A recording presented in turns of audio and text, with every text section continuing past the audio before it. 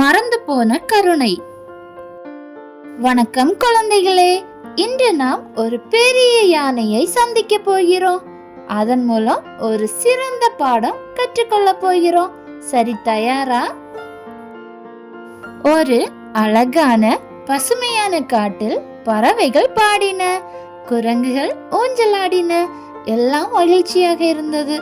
அந்த காட்டில் அப்பு என்ற ஒரு பெரிய யானை வாழ்ந்து வந்தான். அவன் மிக பெரியவனும் பலவானும் தான். ஆனா கொஞ்சம் பெருமை பிடித்தவன். அப்பு ஒரு விஷயத்தில் தவறு செய்தான். அவன் யாருக்கும் உதவவில்லை. நான் பெரியவன், எனக்கு யாரும் தேவையில்லை என்று எண்ணினான்.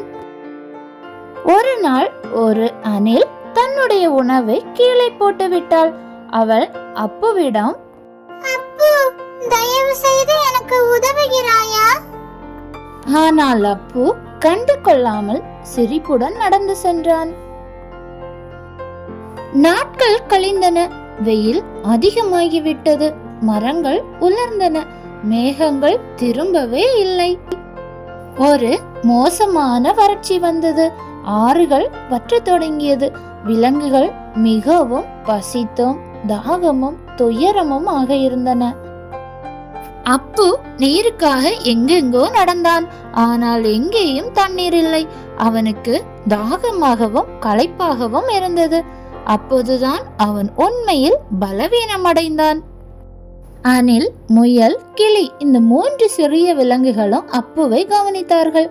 அவன் ஒரு காலத்தில் உதவவில்லை என்பதை நினைத்தும் திரும்பி செல்லவில்லை.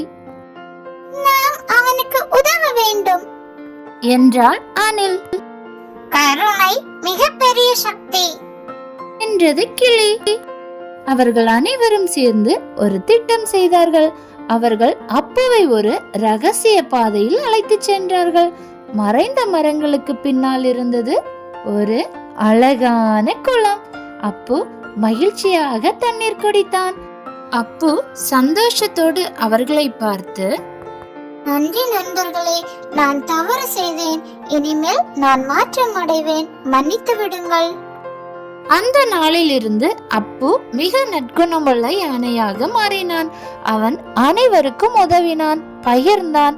அந்த காடு மீண்டும் மகிழ்ச்சியாக மாறியது. குழந்தைகளை, நாம் பலம் உள்ளவர்களாக இருக்கலாம், ஆனால் ஒருவருக்கு உதவுவதுதான் உண்மையான வலிமை. எப்போதும் நல்லதை தேர்ந்தெடுங்கள். ஒரு சிறிய உதவி ஒரு பெரிய மகிழ்ச்சியை ஏற்படுத்தும். இது போன்று அற்புதமான கதைகளுடன் மீண்டும் சந்திப்போம். நன்றி.